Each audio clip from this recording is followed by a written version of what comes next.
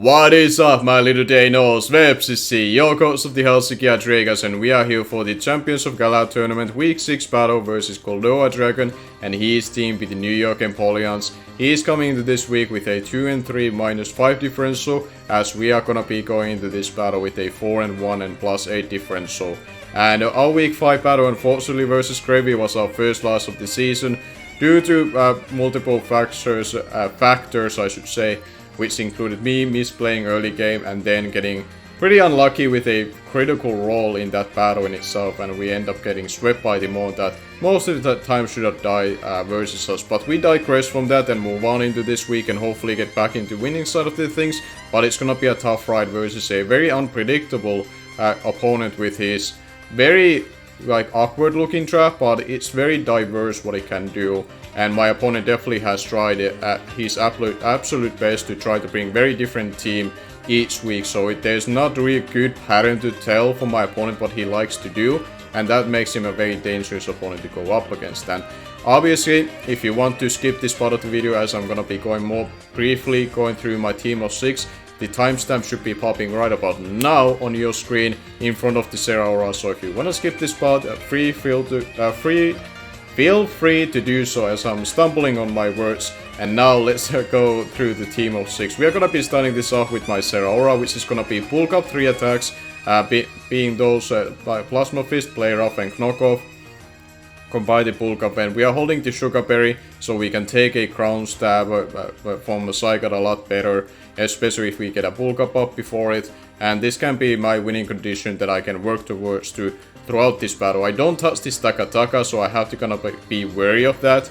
But if the Stakataka doesn't show up, basically the house if the house doesn't show up in this battle, this thing can literally just plow through his team. I do have to watch out for a potential Choice Golfer or a potential Trick Room variant of a team that kinda can slow me down in a progress, and this Golfer I'll have to be more cautious of that if I'm in a range of dying to its hit or not. The bulk up might come in handy because most of his physical threats that could also be a Scarfer are mostly physical, especially the Zapdos, what I mostly think will be a Scarfer if he's gonna be even bringing one. The other option could be Heliolisk, but that's a less threatening versus me, I think, if it's a Scarfer. But I digress as we move along to the next member of our team, which is gonna be our physically defensive Togekiss. By the way, you may notice 2 of the new members on my roster. I will talk about that, I believe, at the end of the video, for those that are keen to interested to get to know why I picked Gourgeist in Heatmore on the roster and we dropped type Null and Appleton. But I rather not talk about it now, because I don't want to keep my opponent waiting. So we focus on now again on the Togekiss, which was the second member of our team with the Dashing, Gleam, Bottom Pass, Reflect and Roost. We are super lucky because we are not running anything with secondary effect when it comes to attacking moves, which would benefit running Serene Grace. So we are running also Likely as our item to maximize the turns of Reflect. And this is really helpful versus his offense, because most of his offense, especially the ones that I worry about, are mainly physical attackers, which are the Galarian Zapdos, the Psychic 50%, the Citsua, even though it can be special, but I think Banded as an offensive threat could be actually definitely a solid bring from my opponent's side, so I want to be wary of that and have Reflex support to deal with that. And then there's also the Stakataka as well in the back, potentially to be worried about. So the Reflect is pretty nice for that. This can help my rest of the team to take the hits better, and it also could mean that the Zeraora has easier time to sweep, because with the bulk up and Reflect up, it won't be taking too much damage from the physical side in itself. And then the next member of our team is gonna be Life Orb, 3 attacks, Nidoking, combined with Toxic Spikes as the last move. Off the chance we don't see his Grounded Poison type being the Whirlipede or his Magic Bouncer Satu to show up in the matchup, there definitely will be potential for me to click Toxic Spikes to wear his mons down that are grounded and will be affected by it. Otherwise, this thing is there to break his core down. There will be a decent shot that we see like a very special defensive Slowbro, but let's say Assault Vest, it will be 2-hit KO'd by my Sludge Wave if I get any kind of prior damage to it, or I have one of my hazards up and it's not heavy duty boots. And if he ends up having heavy duty boots, I do have another member of my team that will have knockoff on it. Off the chance I get rid of those, then the Sludge Wave can 2-hit KO on it by itself. And then we are running out Shiratse, which is also gonna be a physically defensive alongside with the Togekiss, and this is there as a flying resist for the Galarian Zapdos, because Brave Bird was a little bit scary versus my team, because my other flying resist would be the Zeraora, so I wanted to have Jirachi as well to deal with that. We are running very basic supportive set with the Wish, Protect, U-turn and Iron Head, and this thing can also help dealing with something like Sylveon, as long as if it's not Specs, it should not be able to 2-hit KO me too easily in itself, and I can always gain my health back, gain initiative, or flinch things down if necessary with this thing. So it's there for the initiative, combined with the Togekiss to get myself in a better position and help dealing with melee with the Galarian Zapdos in itself. Then we're gonna be running our Rindo Berry, especially defensive Seismitoad, to help dealing with the Heliolisk, but also the Stakataka is something that I have to keep in mind, that if that Pokemon shows up, this thing needs to be around and be healthy for that, and then I figure out another ways to deal with the Heliolisk instead. But this thing is here with the Earth Power, Knockoff, Icy Wind and Stealth Rocks. Icy Wind is there to slow down the Zygarde. Knockoff is just be able to get rid of any potential items, whether they are boosting items or they are leftovers or they are heavy duty boosts, so whichever they're going to be, it would be really nice to utilize Knockoff combined with my Hazard Spin up with the Seismitoad in itself. And then we have the Earth Power as the main move to hit the things that are weak by it in itself. I'm not running Scald, because Scald didn't really hit too many things super effectively that I really needed for. And I do have Toxic Spikes on this team, and potentially I'm gonna be statusing a lot through them, so getting a Scald Burn was unlikely to happen in that scenario. So that's gonna be the Seismitoad, and our final member, and probably my lead of choice, which is going to be my Chopo Berry Kyurem, which has a very unique spread in itself. It's modest nature, but it has a lot of bulk into it, which enables it to live hits from Zapdos close combats a lot easier. If it's Choice Bandit, I live a close combat after Stealth Rocks thanks to my Chopo Berry, and if it's Choice Scarf, it's doing like 50% at maximum to me, so I'm pretty nice shape in that regard. Otherwise it's a pretty nice breaker, because he doesn't enjoy Freeze Dry and Earth Power combination. The only thing that takes those well would be the Sylveon, but I have Toxic for it, I have Jirachi, I have Nidoking, and I also have T-Spikes up, for example, too, so if I don't manage to get a Toxic off on it, I have T-Spikes to make it wear down. So that's basically the team in itself. Hopefully it's gonna be good enough to win, but to be honest, I didn't have the most time going into this matchup due to my other things keeping me a little bit occupied. But I'm proud of the team. I think it's definitely solid, but my opponent is very unpredictable, so it's gonna be a tough ride for sure. And now let's go and see how this is gonna be turning out. Alright, here we are with the battle with GoldoaDragon. Let's see how this is gonna be going. I'm predicting that he would definitely bring Zygarde, Galarian Zapdos, Slowbro, Sylveon. The last two are a little bit up in the air, at least in my mind. The last two could very well be the Zitsua and Heliolisk, but there's only way to find out what that was gonna be, so let's press A and jump into this. I already know that Kyurem is most likely my lead, so that shouldn't be too big of an issue to figure out, unless he brings completely different that throws me off the loop to think about it otherwise. But we are gonna be seeing that what he's gonna be picking. This might be a point, never mind, we don't have to think on that. He does bring the Whirlipede, Galarian Zapdos, Torkoal, Heliolisk, Persian and Slowbro, so no Sylveon nor Zygarde, which is interesting. Okay. Interesting. I think I'll still rather stick with my guns and with the Kyurem lead. But this is an interesting scenario then. My Zeraora looks really good on the late game if I get some chip on the Torkoal. And I think Persian needs to be worn down just a slightly bit, but not him bringing any of his electric resist barring the Heliolisk. Looks pretty good to me, but I need to be worried about the Whirlipede, because it definitely could be spike stacking lead. But I think I still rather stick with the Galarian Zapdos, so I just have to keep in mind the timer. Torkoal, Heliolisk. This could be also Sun Heliolisk, so solar power. I have 20 seconds. And then we include the Slowbro. Okay, that is the 6 that he brings. And let me lead out with the Kyurem. Good luck and have fun to my opponent. We already said this on Discord as we were trying to get connected, but just second in the video, as you know, that is kind of the tradition that I always want to keep on my videos recently. I try to always wish good luck and have fun to my opponents. I think it's just a good sportsmanship, I guess. Some people I know aren't really fan of saying it, but that's not here and there. He does lead with the Torkoal, so that's good for my current, because I'm pretty free to just Earth Power this. And his only crown immunity would be the Zapdos, which I have my... I do have my... Choco Berry for, what I was meant to say, so... This could be going for the Stealth Rocks or straight out for the attack, but I'll go for the Earth Power. As I noticed that my HP bars aren't really properly, so I may have to play with them a little bit. We do get up the Earth Power off, and we do decent chunk to it, as he does go for the Lava Boom himself, and doesn't 2-hit KO us, and nor does he get a burn either, so I'm very happy with this damage, and I'll gladly go for the again. I should be outside of range of Zapdos be able to pick me off if he chooses to swap in. And he does withdraw. He goes to the Lorenz, which is the Whirlipede. Okay. So the Torkoal I was able to get around. I'm kind of a little annoyed that the HP bar was a little bit off, but now it should be looking pretty okay. I have this thing at 75%. And the Torkoal was around 45%, I think. But now I think I'm okay just freeze trying this.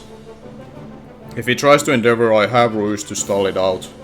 He won't be having too many of those, and I'd rather just get this thing out of the way before it's able to get up too many hazards. He does go for the spikes. So this means that I won't be wanting to swap too often, but my main wall for this game is Togekiss, which is off the ground. So I think I'm okay with this, and if this thing is out of the way, I do have my Toxic Spikes and Stealth Rocks to go along with it. So this is definitely gonna be a matchup that probably both of us will avoid, try to swap out as often as possible.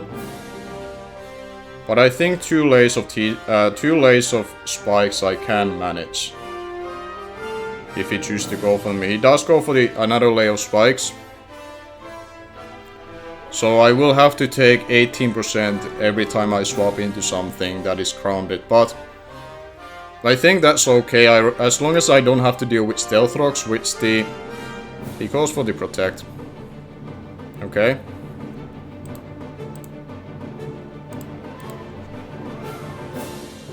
He starts out his own...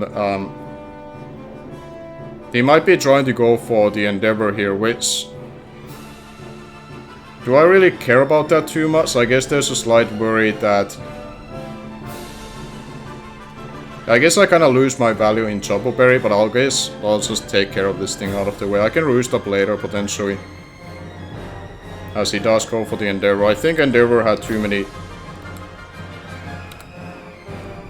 Let me see. The Endeavor may have had enough PP for me to try to stall it out. Was it worthwhile for me to well, either way, we did what we did. Like, I guess now it's too late to regret that too much, but we did get rid of the Whirlipede in itself. As the Heliolisk does come in. He's probably gonna be planning to click Hyper Voice or Volt Switch. This thing will die on the entry, so I don't think I'm in a position that I wanna try to swap out anymore, so we're just gonna Earth Power here.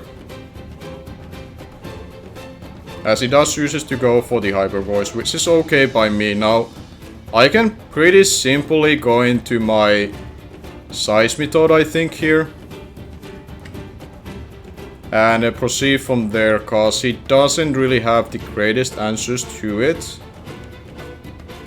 So I think I'll go into the Seismitoad, and again, like... He did not bring the Staka that I'm mainly worried about my Seismitoad having to take any prior chip. So I'll just go into this. Off the chance he's gonna Earth Grass Knot, I should be able to live it, and I get good damage off on this thing. I get to also see that if he's choiced or not. He does withdraw. As he swaps out. Goes into the person, but we should be able to do a decent chunk to this, cause we are special variant. Yeah, as we do get a decent chunk on him. He could go for the knockoff easily here. Which now I'm debating that if I want this thing to be knocked off or do I let something else to be knocked.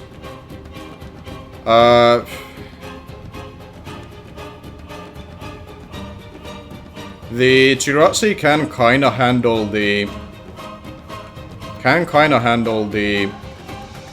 I could go for the Icy Wind and then drop a Earth Power here. I think I'll Icy Wind so the Earth Power afterwards picks it off, so I slow it down. He does go for the knockoff, which shouldn't do all too much as we Icy Wind it. And we are able to slow it down, and I think Earth Power, I can outpace it and Earth Power it afterwards. And that should be that. I could also get up my Stealth Rocks here. I think I'll go for the Rocks because I have another turn here. And I should be able to outpace it. And getting Rocks up would be nice, so the Torkoal, if it's not heavy duty boots, it should be dying to it. Oh, he does still outpace, that's okay. I managed to get up my Stealth Rocks and then I can Earth Power this.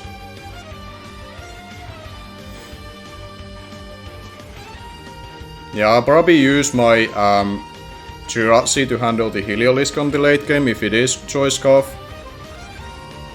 As he does go for the knockoff again, I can actually preserve this if I need to. And I probably will be able to preserve this because this person doesn't actually die to this hit. That was an unfortunate roll. I'll go for the knockoff just to make sure if he swaps out I get rid of any item.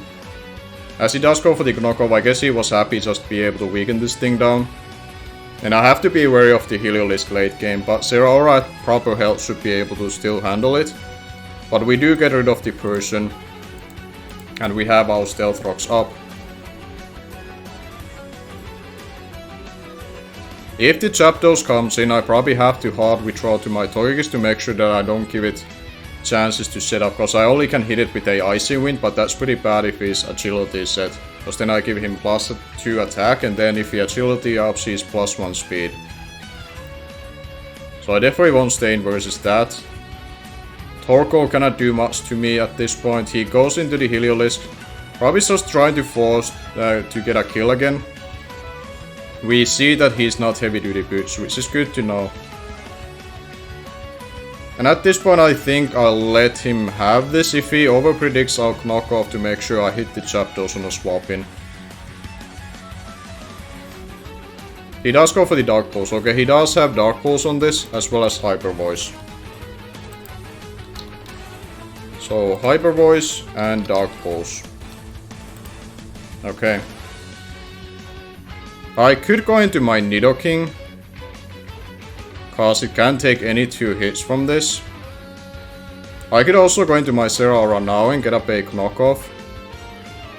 Or Bulk Up actually. Bulk Up could actually mean that I win here.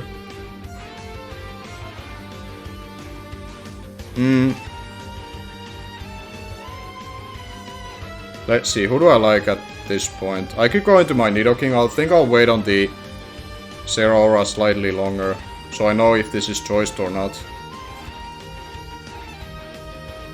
We do take the spikes damage, and I think at this point it's better off for me to attack to see that what kind of Slowbro he's running. So I kinda wanna Sludge Wave here. I guess the other option is to... No, I'll attack what is in... Like, I wanna attack for sure this turn. Okay, he is probably choiced, as he does go into the Torkoal, so it would have been nice to utilize this turn to get up my T-Spikes, but it should not be the worst case scenario, as we do go for the Sludge Wave. This should be the end of the Torkoal in itself, and now I have to keep in mind that he could very well be Solar Power with his Heliolisk. He could be Solar Power on it.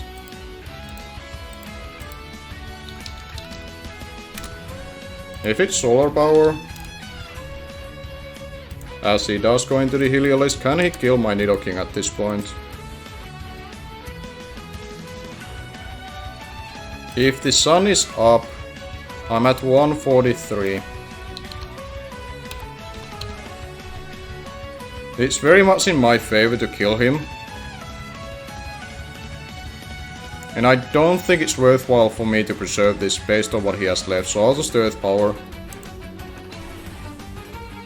He does go for the Hyper Voice. We don't live it. Okay. He may have gotten a roll, or this is choiced. I think at this point it's better off for me to go into Jirachi, cause for all I know he's choiced. For all I know he might be choiced on this.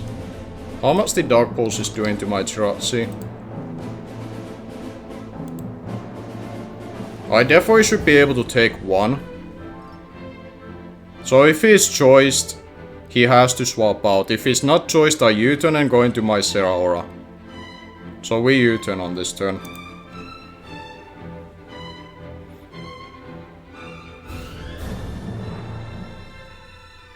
Dark Pulse should not be able to kill me. Okay, he's not choiced. This means that I can go into Zeraora after this. I will take this just fine. And we do manage to get off the U-turn. Good. Yeah, that means that my... That means that my Zeraora can take care of it from here. I'm pretty much in shape that I have to attack this thing. Yeah, I have to attack this thing, and I will attack by going for a knockoff. We should be able to take care of this thing. I know that it's not now choiced. And Zeraora in all intents and purposes might be able to sweep. Because I think I'd take any one hit from Zapdos. But I guess versus the Zapdos I'd rather swap out still first into my Togekiss to make sure that I take the hit better. Because I do need Zeraora relatively healthy for able to beat the Slowbro. Because my other two members aren't really necessarily meant to kill the Slowbro too easily. He does stay in, let me take care of the Heliolisk. So only the Slowbro and the Zapdos are still remaining. He was Silk Scarf for net. Okay, so then it wasn't a roll because he had the Hyper Voice boost up with that on my Nidoking. But that's good to know. I don't think the Nidoking honestly really mattered too much for me to keep in run, because he didn't have Thunderbolt to hit the Slowbro. I did have Sludge Wave, but I do expect it to be special defensive if it's gonna be a defensive variant at all. I guess it's not worthwhile while he's deciding. He does go into the Zapdos. Now versus the Slowbro. Physically defensive, I two-shot with this thing, being the Zeraora. If you're special defensive, I do like 77%. So there's a chance I kill you after rocks. I think we go hard on the Togekiss so we can get up the Reflect, meaning that the Zeraora can come in afterwards. And go from there. We go into our Togekiss. As he does go for the U-turn, which is okay by me. I can see from that damage if you're choiced or not. Like choiced, not say what I mean like choice Scarf. Because I think he is definitely playing it as it would be Scarf. There's the Slowbro, takes the Stealth Rock damage, and the Sun is out. We took 9 damage. So that was definitely a mid-roll from a Scarfer variant. He's not at least... yeah, I'll go for the Reflect. I'll go for the Reflect, and then I'm pretty sure I can just... He's Calm Mind on this, okay. So this could be scary if he's Wakamberry. That's definitely a scary option. Okay, if this Slowbro is a Wakamberry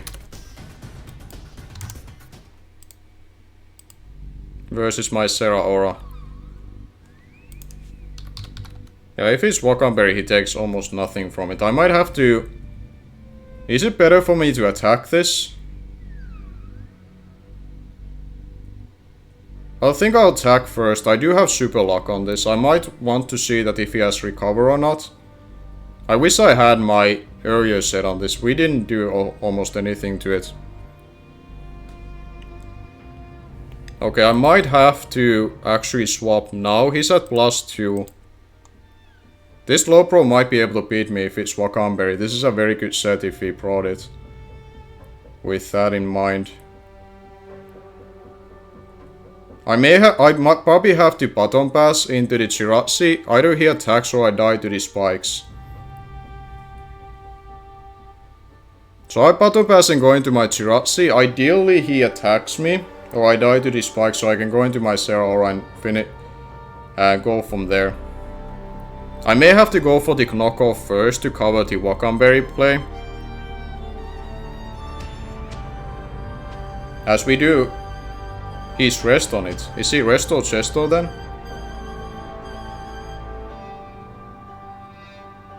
Is he resto chesto on this? He's resto chesto. Okay, so I don't have to worry about the Wakamberry. So then I will 2-hit KO it with Plasma Fist, but when do I want to get it in? We have 2 layers of spikes on our end and we are at 146. There's a chance he kills me right from the bat if he goes for a Scald. So I could go for the Wish. And then Iron Head him. I feel like he might just attack me. He does go for the Surf. He has Surf over Scald. Okay. Okay. Because he has Surf, I don't think I can... I think I have to just go into my Zeraora, get as much damage as possible. And then hope that the Dazzling Gleam crits him or something. I don't think I live this. I'm at 177. I don't live a +2 Surf, I have to Plasma Fist this. Very good set from his side. Maybe I should have taken an early opportunity to set up with my Zeraora. But I didn't know this was his set. Maybe I should have thought about when it was a setup variant. Okay, we did a lot to him. Was that a crit? No, that wasn't a crit. Oh, wow. Okay, Togekiss, please kill this slow pro for us, because I think then we can literally win. If we just kill this with a Dazzling Gleam. Come on, Togekiss, please pull this for us. Please pull this for us. We have Super Luck. Let's Dazzling Gleam. Come on. Come on, come on, Togekiss. You can do this. You can do this, Togekiss. You can do this, Togekiss. You can do this, Togekiss. We do get the crit with the Super Luck. I'm sorry for my opponent if that mattered. I think it did actually matter, but holy crap. Togekiss. Last week we lost to a very bad roll versus the Rhyperior when it was 70% of chance for us beating that thing. And now all of a sudden we can pull this one back. Come on, Togekiss. All you need to do to live this hit and kill it with the Dazzling Gleam. Come on, Togekiss. Come on, Togekiss. You can do this. I believe in ya. I believe in ya, Togekiss. Come on. You can do this, Togekiss. It will come down to this. Do we live the Brave Bird that is likely gonna be having to go for and kill it back? We definitely kill it back if we live this. And I don't think you're banded. Come on, Togekiss. You got this, Togekiss. You got this, Togekiss. Come on. Come on. Oh god, this would be... Oh my god. Last week was such a... I took it a little bit to the heart because I thought I had the last week's game and I felt bad for it. But come on, Togekiss. Please, please, please live it. Please live it. Oh, we lived that. We have the Reflect Up even. We had the Reflect Up all this time. Let's go, Togekiss. We are able to beat GoldoaDragon with a 1-0 fashion. Great game to Goldoa. I definitely think I kinda bailed out from that situation. He preserved that slow pro beautifully. And in a hindsight, I should have taken the opportunity to set up with the Zeraora, because if I was at +1 at any point, Zeraora would have won that game. So in a hindsight, I mentioned in the team preview that Zeraora could win this battle. I should have not waited too long with it, because I definitely gave him the opportunity to set up there. But great game to Goldoa. The other option would have been that I should have just bottom back or swap into my Zera immediately once I decided to set up. But either way, we definitely take those wins. Holy shit, Togekiss, you fucking beast. Zeraora, you freaking beast as well. And I guess Seismiton, you did okay. Kurem, you kinda did okay too as a lead scenario. Not as well as I planned for, but we absolutely take those. We are 5-1 and +9 difference, so make sure to check out GoldoaDragon. I'm sure he is a little heartbroken by this cause he is in a very tough playoff push, and hopefully this is not gonna be the game he has to look back on, that if that Slowbro he lived. I really hope for his sake he can pull this one back, because I would feel slightly guilty if this is the game he has to look back on and he misses the playoff run. But we absolutely take those. We move on to the week 7 to play Galar Knight that I don't think I ever had the chance to play before, but I know he's a very good battler. Stay tuned for that, and thank you all for watching. I'm gonna be see you guys later.